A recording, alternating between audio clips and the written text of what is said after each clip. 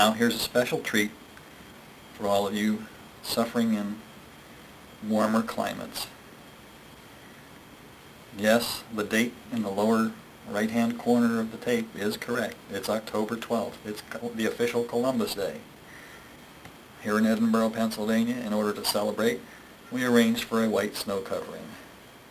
As you can see, it's just about 9 o'clock in the morning, and we've got about 1 inch of snow on the ground.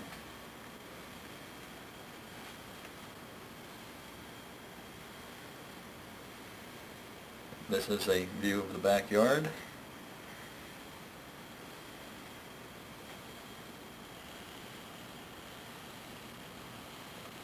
We'll zoom in on the trees to show you how they're getting frosted.